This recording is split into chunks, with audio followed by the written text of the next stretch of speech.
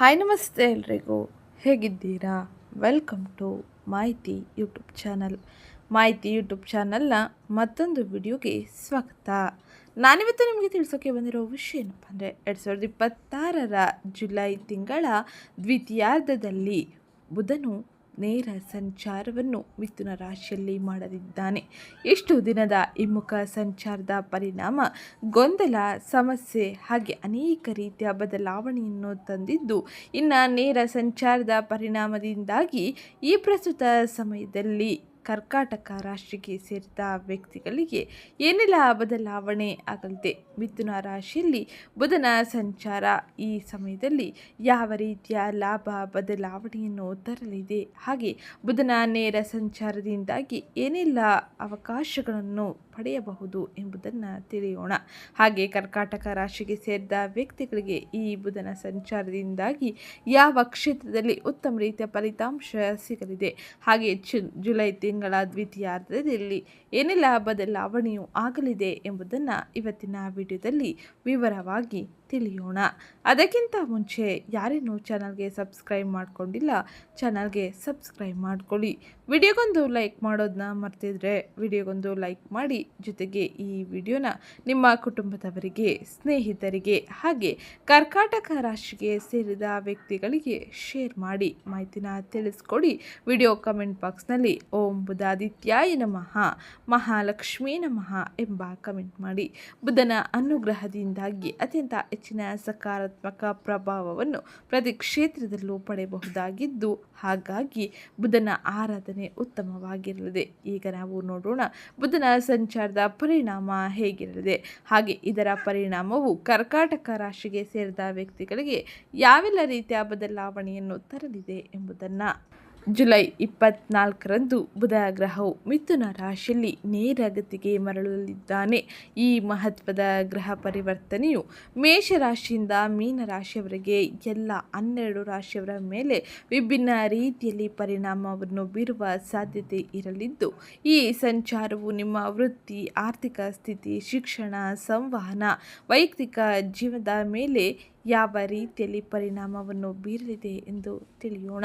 ಬುದ್ಧಿಶಕ್ತಿ, ತರ್ಕೀಯತೆ, ಸಂವಹನ, ಮಾತಿನ ಕಾರಕನಾದ ಬುಧನು ಜುಲೈ 24, 2026ರಂದು ತಡರಾತ್ರಿ ಸುಮಾರಿಗೆ 3:54ಕ್ಕೆ ಮಿಥುನ ರಾಶಿಯಲ್ಲಿ ನೇರಗತಿಗೆ ಮರಳುತ್ತಾನೆ. ಮಿಥುನ ರಾಶಿಯು ಬುಧನ ಸ್ವರಾಶಿಯಾಗಿರುವುದರಿಂದಾಗಿ ಈ ಸ್ಥಿತಿಯನ್ನು ಜ್ಯೋತಿಷ್ಯದಲ್ಲಿ ಅನುಕೂಲಕರ ಮತ್ತು ಶಕ್ತಿಶಾಲಿ ಎಂದು ಪರಿಗಣಿಸಲಾಗುತ್ತದೆ. ಮಿಥುನ ರಾಶಿಯಲ್ಲಿನ ಬುಧನ ಉಪಸ್ಥಿತಿಯು ತೀಕ್ಷ್ಣ ಬುದ್ಧಿಶಕ್ತಿ, ಸಂವಹನ ಕೌಶಲ್ಯ, ವಿಶ್ಲೇಷಣಾತ್ಮಕ ಚಿಂತನೆಯನ್ನು ಬಲಪಡಿಸುತ್ತದೆ ಎಂದು ನಂಬಲಾಗುತ್ತದೆ. ಸರಳವಾಗಿ ಹೇಳುವುದಾದರೆ, ಬುಧನು ನಾನು ಹೇಗೆ ಯೋಚಿಸುತ್ತಿದ್ದೇನೆ, ಅರ್ಥ ಮಾಡಿಕೊಳ್ಳುತ್ತಿದ್ದೇನೆ ಎಂಬುದನ್ನು ಪ್ರಶ್ನಿಸುತ್ತದೆ. ಹಾಗೆ ಮಾಹಿತಿಯನ್ನು ಕೂಡ ಸಂಗ್ರಹಿಸುವಲ್ಲಿ ಉತ್ತಮ ರೀತಿಯ ನಿಯಂತ್ರಣವನ್ನು ಹೊಂದಿರಲಿದೆ. ಹಾಗೆ ಬುಧನ ತನ್ನ ಸ್ವರಾಶಿಯಲ್ಲಿ ಅನುಕೂಲಕರ ಸ್ಥಿತಿಯಲ್ಲಿ ಇರುವಾಗ ವ್ಯಕ್ತಿಗಳು ತಮ್ಮ ಮಾನಸಿಕ ಸಾಮರ್ಥ್ಯವನ್ನು ಹೆಚ್ಚಿಸಿಕೊಳ್ಳಲು ಉತ್ತಮ ರೀತಿಯ ಅವಕಾಶವನ್ನು ನೀಡುವ ಸಾಧ್ಯತೆ ಉತ್ತಮವಾಗಿರಲಿದೆ. ಹಾಗೆ ವಿಶೇಷವಾಗಿ ಸಂಶೋಧನೆ, ವಿಶ್ಲೇಷಣೆ, ಬರವಣಿಗೆ, ಅಧ್ಯಯನ ಹಾಗೆ ಆಳವಾದ ಚಿಂತನೆಗೆ ಅಗತ್ಯವಿರುವ ಕಾರ್ಯಗಳಲ್ಲಿ ಉತ್ತಮ ರೀತಿಯ ಫಲಿತಾಂಶವನ್ನು ಪಡೆದುಕೊಳ್ಳುವ ಸಾಧ್ಯತೆ ಇರಲಿದೆ. ಈ ಅವಧಿಯು ಹೆಚ್ಚಿನ ಕುತೂಹಲ ಹಾಗೆ ಮಾನಸಿಕ ಚಂಚಲತೆಯನ್ನು ಕೂಡ ಉಂಟು ಮಾಡಬಹುದು. ಹೊಸ ವಿಷಯವನ್ನು ತಿಳಿದುಕೊಳ್ಳಲು ಆಸಕ್ತಿ ಹೆಚ್ಚಾಗಬಹುದು, ಆದರೆ ಕೆಲವರಿಗೆ ಮಾನಸಿಕ ಅಶಾಂತಿಯು ಕೂಡ ಅಥವಾ ಅತಿಯಾದ ಚಿಂತನೆಯು ಕೂಡ ಅನುಭವಿಸುವ ಸಾಧ್ಯತೆ ಇರಲಿದೆ. ಹಾಗಾದರೆ ಕರ್ಕಾಟಕ ರಾಶಿಗೆ ಸೇರಿದ ವ್ಯಕ್ತಿಗಳಿಗೆ ಈ ಬುಧನ ಸಂಚಾರದ ಪರಿಣಾಮ ಹೇಗಿರಲಿದೆ ಎಂದು ತಿಳಿಯೋಣ. ಕರ್ಕಾಟಕ ರಾಶಿಯವರಿಗೆ ಬುಧನು 3ನೇ ಮತ್ತು 12ನೇ ಮನೆಯ ಆಳುವ ಗ್ರಹವಾಗಿದ್ದಾನೆ. ಈಗ 12ನೇ ಮನೆಯಲ್ಲಿ ನೇರವಾಗಿ ತಿರುಗುತ್ತಿದ್ದಾನೆ. ಈ ಸಮಯದಲ್ಲಿ ನೀವು ಉತ್ತಮ ನಡವಳಿಕೆ ಮತ್ತು ನಮ್ರತೆಯನ್ನು ಕಾಯ್ದುಕೊಂಡರೆ ನೀವು ನಕಾರಾತ್ಮಕ ಪರಿಣಾಮವನ್ನು ಗಮನಾರ್ಹವಾಗಿ ಕಡಿಮೆ ಮಾಡಬಹುದು. ಈ ಮನೆಯಲ್ಲಿ ಬುಧನ ಸ್ಥಾನವು ಅನಗತ್ಯ ಖರ್ಚಿಗೆ ಕಾರಣವಾಗಬಹುದು, ಆರ್ಥಿಕ ನಷ್ಟದ ಸಾಧ್ಯತೆಯನ್ನು ಕೂಡ ಸೃಷ್ಟಿಸಬಹುದು. ಈ ಅವಧಿಯಲ್ಲಿ ನೀವು ಕೆಲವು ಪ್ರಯಾಣಗಳನ್ನು ಕೈಗೊಳ್ಳುವ ಸಾಧ್ಯತೆ ಇರಲಿದ್ದು, ಆದರೆ ಗುರುವಿನ ಪ್ರಭಾವವು ಯಾವುದೇ ಪ್ರಮುಖ ಹಿನ್ನಡೆಗಳಿಂದ ನಿಮ್ಮನ್ನು ರಕ್ಷಿಸುತ್ತದೆ. ನಿಮ್ಮ ಅಧ್ಯಯನದಲ್ಲಿ ಅಡೆತಡೆಗಳು ಉಂಟಾಗಬಹುದು, ಆದರೆ ನೀವು ಶ್ರದ್ಧೆಯುಳ್ಳ ವಿದ್ಯಾರ್ಥಿಗಳಾಗಿದ್ದರೆ ತಮ್ಮ ಪರಿಶ್ರಮದ ಮೂಲಕ ಯಶಸ್ಸನ್ನು ಸಾಧಿಸಲಿದ್ದೀರಿ. ಒಟ್ಟಾರೆ ಈ ಸಮಯದಲ್ಲಿ ಬುಧನು ಕರ್ಕಾಟಕ ರಾಶಿಗೆ ಸೇರಿದ ವ್ಯಕ್ತಿಗಳಿಗೆ ಅಷ್ಟೇನು ಉತ್ತಮ ರೀತಿಯ ಫಲಿತಾಂಶವನ್ನು ನೀಡುತ್ತಿಲ್ಲ. ಹಾಗೆ ಈ ತಿಂಗಳ ದ್ವಿತೀಯಾರ್ಧದಲ್ಲಿ ಇನ್ನು ಅನೇಕ ಗ್ರಹಗಳ ಸಂಚಾರದ ಪರಿಣಾಮ ಹೇಗಿರಲಿದೆ ಎಂದು ತಿಳಿಯೋಣ. ಕರ್ಕಾಟಕ ರಾಶಿಗೆ ಸೇರಿದ ವ್ಯಕ್ತಿಗಳಿಗೆ ಈ ತಿಂಗಳ ದ್ವಿತೀಯಾರ್ಧದಲ್ಲಿ ಗ್ರಹ ಗೋಚಾರ ಫಲಿತಾಂಶದಿಂದ ಅನೇಕ ರೀತಿಯ ಬದಲಾವಣೆ ಕಂಡುಬರಲಿದೆ. ಈ ಸಮಯದಲ್ಲಿ ಉನ್ನತ ಗುರುವು ಮೊದಲ ಮನೆಯಲ್ಲಿ ಇರುವುದರಿಂದಾಗಿ ಮೊದಲ ಮನೆ ಸಕ್ರಿಯವಾಗಿರಲಿದೆ. ಹಾಗಾಗಿ ಕರ್ಕಾಟಕ ರಾಶಿಯಲ್ಲಿ ಗುರುವಿನ ಸಂಚಾರವು ಗುರುತು, ಆತ್ಮವಿಶ್ವಾಸ, ಆರೋಗ್ಯವನ್ನು ಬಲಪಡಿಸುತ್ತದೆ. ಇದು ಜುಲೈ ತಿಂಗಳ ದ್ವಿತೀಯಾರ್ಧದಲ್ಲಿ ಪ್ರಮುಖವಾಗಿ ರಕ್ಷಣಾತ್ಮಕ ಅಂಶವಾಗಿರಲಿದೆ. ಹಾಗೆ ಇದು ಉತ್ತಮ ರೀತಿಯ ಫಲಿತಾಂಶವನ್ನು ಹಾಗೆ ಬದಲಾವಣೆಯನ್ನು ಆಗುವ ನಷ್ಟವನ್ನು ಕೂಡ ಇದು ತಡೆಯಬಹುದಾಗಿರಲಿದೆ. ಇನ್ನು ಮುಂದಿನದ್ದಾಗಿ ಮಂಗಳನ ಸಂಚಾರದ ಪರಿಣಾಮ ಈ ಸಮಯದಲ್ಲಿ ಹೇಗಿರಲಿದೆ ಎಂದು ನೋಡೋಣ. ಮಂಗಳನು 11ನೇ ಮನೆಯಲ್ಲಿ ಸಕ್ರಿಯವಾಗಿರುತ್ತಾನೆ. ವೃಷಭ ರಾಶಿಯಲ್ಲಿ ಈ ಪ್ರಸ್ತುತ ಸಮಯದಲ್ಲಿ ಮಂಗಳನ ಸಂಚಾರವು ಲಾಭಗಳು, ಜಾಲಗಳು, ಅಣ್ಣ ತಮ್ಮಂದಿರು ಹಾಗೆ ಆಸೆಗಳನ್ನು ಈಡೇರಿಸಲು ಶಕ್ತಿಯನ್ನು ತರುತ್ತದೆ. ಆದರೆ ಅದಕ್ಕೆ ತಾಳ್ಮೆ ಮತ್ತು ಎಚ್ಚರಿಕೆಯ ಮಾತು ಕೂಡ ಬೇಕಾಗಿರಲಿದೆ. ಇಲ್ಲವಾದರೆ ಈ ಸಮಯದಲ್ಲಿ ಅಪಮಾನಗಳು, ಸಮಸ್ಯೆಗಳು, ಗೊಂದಲದ ವಾತಾವರಣ ಅಧಿಕವಾಗುವ ಸಾಧ್ಯತೆ ಇರಲಿದೆ. ಇನ್ನು ಮುಂದಿನದಾಗಿ ಶನಿಯ ಸಂಚಾರ. ಶನಿಯು 9ನೇ ಮನೆಯನ್ನು ಪರೀಕ್ಷಿಸುತ್ತಾನೆ. ಮೀನ ರಾಶಿಯಲ್ಲಿ ಶನಿಯು ಅದೃಷ್ಟ, ತಂದೆ, ಗುರುಗಳು, ಧರ್ಮ ಮತ್ತು ದೀರ್ಘ ಪ್ರಯಾಣಗಳಿಗೆ ಸಂಬಂಧಿಸಿದ ವಿಷಯಗಳಲ್ಲಿ ಶಿಸ್ತನ್ನು ಕೇಳುತ್ತಾನೆ. ನಿರಂತರ ಪ್ರಯತ್ನದ ಮೂಲಕ ನಿಧಾನಗತಿಯ ಪ್ರಗತಿಯನ್ನು ಕೂಡ ನೀಡುವ ಸಾಧ್ಯತೆ ಇರಲಿದೆ. ಶನಿಯ ಸಂಚಾರದಿಂದಾಗಿ ಅನೇಕ ರೀತಿಯ ಅವಕಾಶಗಳನ್ನು ಪಡೆಯಲಿದ್ದೀರಿ, ಆದರೆ ಪ್ರಗತಿ ನಿಧಾನಗತಿಯಲ್ಲಿ ಇರಲಿದೆ. ಹಾಗಾಗಿ ತಾಳ್ಮೆ ಅತಿ ಅವಶ್ಯಕವೂ ಕೂಡ ಆಗಿರಲಿದೆ. ಇನ್ನು 2ನೇ ಮನೆಯಲ್ಲಿ ಕೇತುವಿನ ಪ್ರಭಾವ ಯಾವ ರೀತಿಯ ಬದಲಾವಣೆಯನ್ನು ಕರ್ಕಾಟಕ ರಾಶಿಗೆ ಸೇರಿದ ವ್ಯಕ್ತಿಗಳಿಗೆ ತರಲಿದೆ ಎಂದು ತಿಳಿಯೋಣ. ಸಿಂಹರಾಶಿಯಲ್ಲಿ ಕೇತುವಿನ ಸಂಚಾರ ಆದಾಯ, ಮಾತು, ಕುಟುಂಬದ ಹಣಕಾಸಿನ ನಿರ್ಲಿಪ್ತತೆ ಹಾಗೆ ಅನಿಶ್ಚಿತತೆಯನ್ನು ಉಂಟು ಮಾಡಬಹುದು. ಆಧ್ಯಾತ್ಮಿಕ ಅಭ್ಯಾಸ ಮತ್ತು ಶಾಂತ ನಿರ್ಧಾರಗಳು ಈ ಸಮಯದಲ್ಲಿ ನಿಮಗೆ ಹೆಚ್ಚಿನ ಸಹಕಾರಿಯಾಗಿರಲಿದೆ. ಈ ಸಮಯದಲ್ಲಿ ಶಾಂತ ರೀತಿಯಲ್ಲಿ ವರ್ತಿಸಿದರೆ ಉತ್ತಮ ರೀತಿಯ ಫಲಿತಾಂಶವನ್ನು ನೀವು ನಿಮ್ಮದಾಗಿಸಿಕೊಳ್ಳಬಹುದಾಗಿರಲಿದೆ. ಇನ್ನು ಶುಕ್ರನ ಸಂಚಾರದ ಪರಿಣಾಮ ಹೇಗಿರಲಿದೆ ಎಂದು ನೋಡೋಣ. ಶುಕ್ರನು ಪ್ರಸ್ತುತ ಸಮಯದಲ್ಲಿ ಸಿಂಹ ರಾಶಿಯಲ್ಲಿ ಕೇತುವಿನ ಜೊತೆ ತನ್ನ ಸಂಚಾರವನ್ನು ಮಾಡುತ್ತಿದ್ದಾನೆ. ಈ ಕಾರಣಕ್ಕೆ ಆದಾಯ, ಮಾತು, ಕುಟುಂಬದ ಹಣಕಾಸಿನ ಮೂಲಕ ಸಾಂತ್ವನವನ್ನು ಕೂಡ ಶುಕ್ರದೇವನು ನೀಡಲಿದ್ದು, ನೀವು ಈ ಸಮಯದಲ್ಲಿ ಯಾವುದೇ ರೀತಿಯ ದುಡುಕು ನಿರ್ಧಾರವನ್ನು ತೆಗೆದುಕೊಳ್ಳಬೇಡಿ. ಹಣಕಾಸಿನ ವಿಷಯದಲ್ಲಿ ಎಚ್ಚರಿಕೆಯನ್ನು ವಹಿಸಿ, ಆಗ ಆಗುವ ಅನಾಹುತವನ್ನು ಕೂಡ ನೀವು ತಪ್ಪಿಸಬಹುದಾಗಿರಲಿದೆ. ಇನ್ನು ಸೂರ್ಯನ ಸಂಚಾರದ ಪರಿಣಾಮ ಹೇಗಿರಲಿದೆ ಎಂದು ನೋಡೋಣ. ಸೂರ್ಯನು ಈ ಪ್ರಸ್ತುತ ಸಮಯದಲ್ಲಿ ಕರ್ಕಾಟಕ ರಾಶಿಯಲ್ಲಿ ಗುರುವಿನ ಜೊತೆ ಸೇರಿ 1ನೇ ಮನೆಯ ಸಕ್ರಿಯತೆಯನ್ನು ತೋರುತ್ತಿದೆ. 1ನೇ ಮನೆಯ ಸಕ್ರಿಯತೆಯಿಂದಾಗಿ ವಿದೇಶ ಸಂಪರ್ಕಗಳು, ಖರ್ಚುಗಳು, ನಿದ್ರೆ ಹಾಗೆ ಪ್ರತ್ಯೇಕತೆ ಮತ್ತು ಆಧ್ಯಾತ್ಮಿಕ ಹಿಂತೆಗೆದುಕೊಳ್ಳುವಿಕೆಯನ್ನು ಗುರುತಿಸುತ್ತದೆ. ಆತ್ಮವಿಶ್ವಾಸ ಹೆಚ್ಚಾಗಲಿದೆ. ಆರೋಗ್ಯದತ್ತ ಗಮನ ಬದಲಾಗಲಿದೆ. ಒಟ್ಟಾರೆ ಸೂರ್ಯನ ಸಂಚಾರವು ಕೂಡ ಕರ್ಕಾಟಕ ರಾಶಿಯವರಿಗೆ ಶುಭ ಫಲಿತಾಂಶವನ್ನೇ ನೀಡಲಿದ್ದು, ಇದು ಕೂಡ ಉತ್ತಮ ರೀತಿಯ ಬದಲಾವಣೆಯನ್ನು ಜೀವನದಲ್ಲಿ ತರಲಿದೆ. ಇನ್ನು ರಾಹುವಿನ ಸಂಚಾರ. ರಾಹು ಈ ಪ್ರಸ್ತುತ ಸಮಯದಲ್ಲಿ ಕುಂಭರಾಶಿಯಲ್ಲಿ ಅಂದರೆ ನಿಮ್ಮ 8ನೇ ಮನೆಯಲ್ಲಿ ತನ್ನ ಸಂಚಾರವನ್ನು ಮಾಡುತ್ತಿದ್ದು, ಹಠಾತ್ ಬದಲಾವಣೆಗಳು, ಸಂಶೋಧನೆ, ವಿಮೆ, ಗುಪ್ತ ವಿಷಯಗಳ ಮೂಲಕ ಅಸಾಮಾನ್ಯ ಅವಕಾಶಗಳನ್ನು ತರಲಿದ್ದಾನೆ. ಜೊತೆಗೆ ಆಸೆಗಳನ್ನು ಕೂಡ ಉದ್ಭವಿಸುತ್ತಾನೆ. ಹಾಗಾಗಿ ಎಲ್ಲವನ್ನು ಸಮಾನ ರೀತಿಯಲ್ಲಿ ನಿಭಾಯಿಸುವುದು ಹಾಗೆ ಸರಿಯಾದ ಮಾರ್ಗಗಳ ಆಯ್ಕೆಯನ್ನು ಪರಿಹಾರವನ್ನು ಮಾಡುವುದು ಬಹು ಮುಖ್ಯವಾಗಿರಲಿದೆ.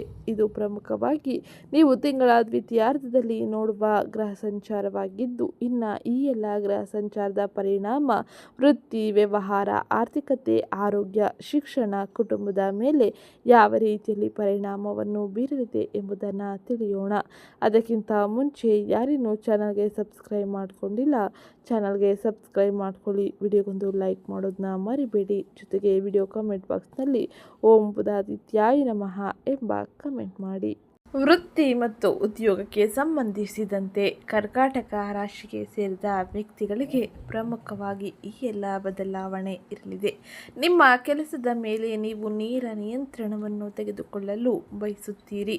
ಹಾಗೆ ಇದು ವೇಗವನ್ನು ಸುಧಾರಿಸುತ್ತದೆ. ಆದರೆ ಇದು ಸಹೋದ್ಯೋಗಿಗಳೊಂದಿಗೆ ನಿಮ್ಮನ್ನು ಅಸಹನೆಗೆ ಒಳಪಡಿಸಬಹುದು. ಶಿಸ್ತಿನಿಂದ ನೀವು ಮಾಡಿದ ಕೆಲವು ಕೆಲಸಗಳು ಮನ್ನಣೆಯನ್ನು ತರದೇ ಇರುವುದರಿಂದಾಗಿ ಈ ಸಮಯದಲ್ಲಿ ನೀವು ಅಸಹನೆಯನ್ನು ತೋರಲಿದ್ದೀರಿ. ಇನ್ನು ತಿಂಗಳ ದ್ವಿತೀಯಾರ್ಧದಲ್ಲಿ ಹೆಚ್ಚು ನಿರ್ಣಾಯಕಾರಿ ಅಂಶವನ್ನು ನೋಡಲಿದ್ದೀರಿ. ಏಕೆಂದರೆ ಸೂರ್ಯನು ಕರ್ಕಾಟಕ ರಾಶಿಯಲ್ಲಿ ಉತ್ತುಂಗ ಸ್ಥಿತಿಯಲ್ಲಿ ಇರುವ ಗುರುವಿನ ಜೊತೆ ಸೇರುತ್ತಾನೆ. ಇದು 1ನೇ ಮನೆಯ ಸಕ್ರಿಯತೆಯನ್ನು ತೋರುತ್ತದೆ. ಆದ್ದರಿಂದ ಗುರುತು, ಆತ್ಮವಿಶ್ವಾಸ, ಆರೋಗ್ಯಕ್ಕೆ ಸಂಬಂಧಿಸಿದಂತೆ ವೃತ್ತಿಯ ನಿರ್ಧಾರಗಳನ್ನು ಮುಖ್ಯವಾಗಿ ತೆಗೆದುಕೊಳ್ಳುವಂತೆ ಮಾಡಲಿದೆ. ಈ ಸಮಯದಲ್ಲಿ ಬಹಳ ಎಚ್ಚರಿಕೆಯ ಜೊತೆ ಮುಂದುವರಿಯಿರಿ. ಹಾಗೆ 11ನೇ ಮನೆಯಲ್ಲಿ ವೃಷಭ ರಾಶಿಯಲ್ಲಿ ಮಂಗಳನ ಸಂಚಾರದಿಂದಾಗಿ ವೃತ್ತಿ ಕ್ಷೇತ್ರಕ್ಕೆ ಬೇಕಾಗಿರುವ ಧೈರ್ಯ ಮತ್ತು ವೇಗವನ್ನು ನೀಡುತ್ತಾನೆ. ಆದರೆ ಈ ಸಮಯದಲ್ಲಿ ನೀವು ಹಿರಿಯರು, ಕ್ಲೈಂಟ್ಗಳು ಅಥವಾ ಸಹೋದ್ಯೋಗಿಗಳ ಜೊತೆಗೆ ಕಠಿಣವಾಗಿ ಮಾತನಾಡುವುದನ್ನು ತಪ್ಪಿಸಬೇಕಾಗಿರಲಿದೆ. ಇಲ್ಲವಾದರೆ ವೃತ್ತಿ ಕ್ಷೇತ್ರಕ್ಕೆ ಒಂದಿಷ್ಟು ತೊಂದರೆಯೂ ಕೂಡ ಆಗಬಹುದು.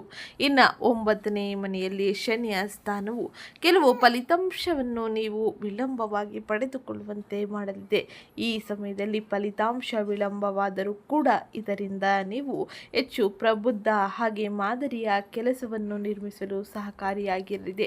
ಇದು ಮುಂದಿನ ಭವಿಷ್ಯದಲ್ಲಿ ಉತ್ತಮ ರೀತಿಯ ಫಲಿತಾಂಶವನ್ನು ನೋಡುವಂತೆ ಹಾಗೆ ನಿಮ್ಮ ಸ್ಥಾನದಲ್ಲಿ ಉತ್ತಮ ರೀತಿಯ ಬದಲಾವಣೆಯನ್ನು ಕಾಣುವಂತೆ ಮಾಡಲಿದೆ.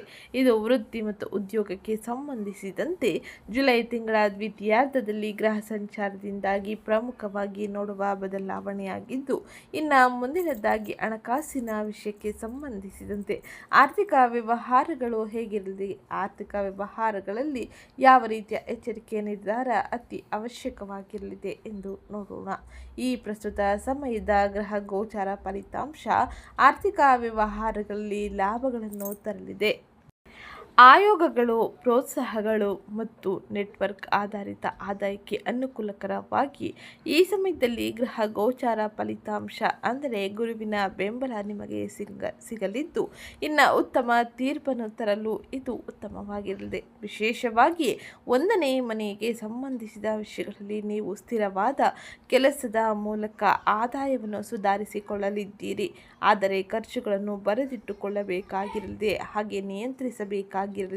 ಪುರಾವೆಗಳಿಲ್ಲದೆ, ಊಹಾತ್ಮಕ ನಿರ್ಧಾರಗಳಿಲ್ಲದೆ ಹಾಗೆ ಭಾವನಾತ್ಮಕ ಖರೀದಿಗಳಿಗಾಗಿ ಈ ಸಮಯದಲ್ಲಿ ನೀವು ಸಾಲವನ್ನು ನೀಡುವುದನ್ನು ತಪ್ಪಿಸಬೇಕಾಗಿರಲಿದೆ. ಹಾಗೆ ಈ ಸಮಯದಲ್ಲಿ ಬಹಳ ಎಚ್ಚರಿಕೆಯಿಂದ ಆರ್ಥಿಕ ವ್ಯವಹಾರಗಳನ್ನು ನಡೆಸುವುದು ಬಹು ಮುಖ್ಯವಾಗಿರಲಿದೆ.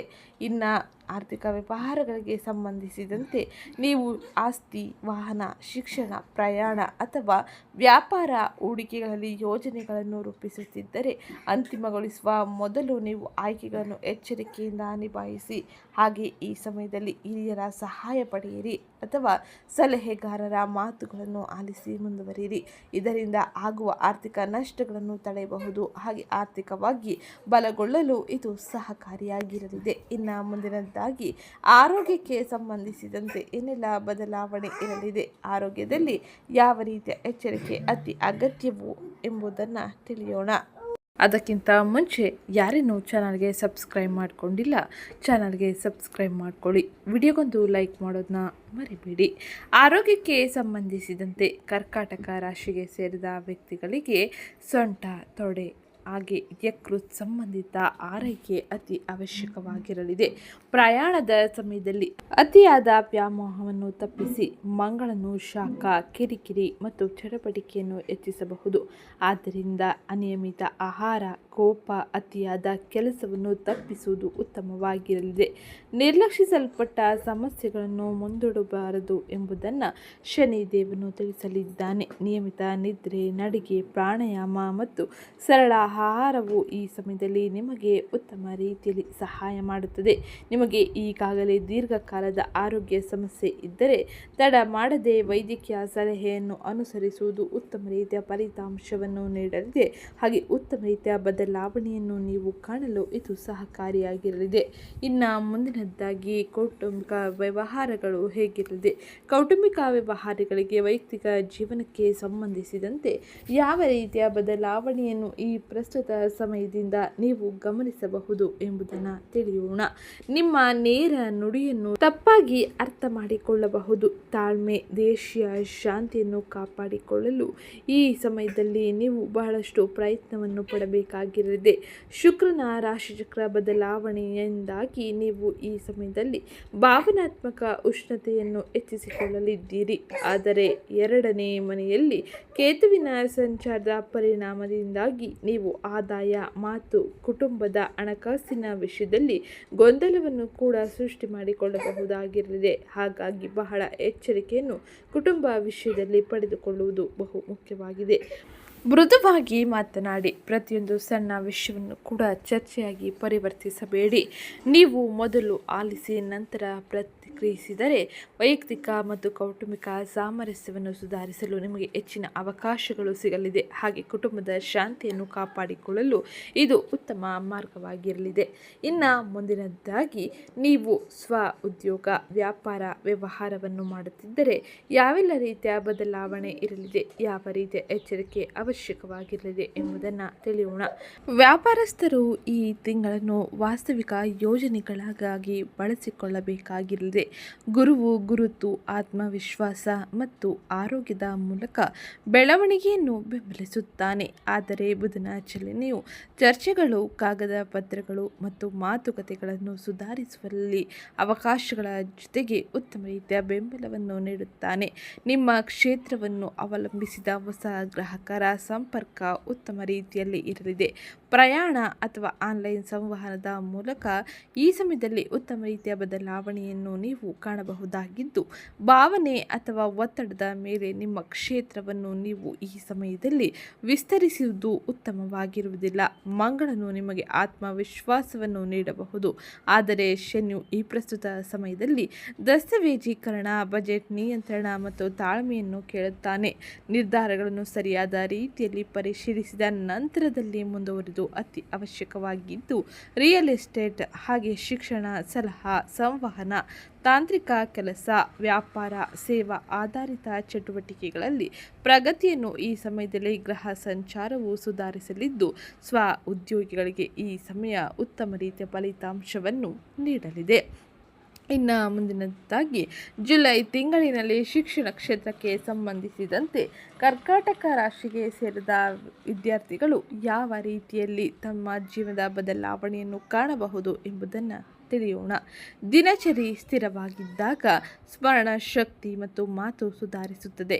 ಕೌಟುಂಬಿಕ ಸಮಸ್ಯೆಗಳಿಂದ ಗೊಂದಲವನ್ನು ತಪ್ಪಿಸಿ. ಹಾಗೆ ಬುಧನ ಚಲನೆಯು ಪರಿಷ್ಕರಣೆ, ಚರ್ಚೆ, ಲಿಖಿತ ಅಭ್ಯಾಸದ ಮೂಲಕ ಕಲಿಕೆಗೆ ಸಹಾಯವನ್ನು ಮಾಡುತ್ತದೆ.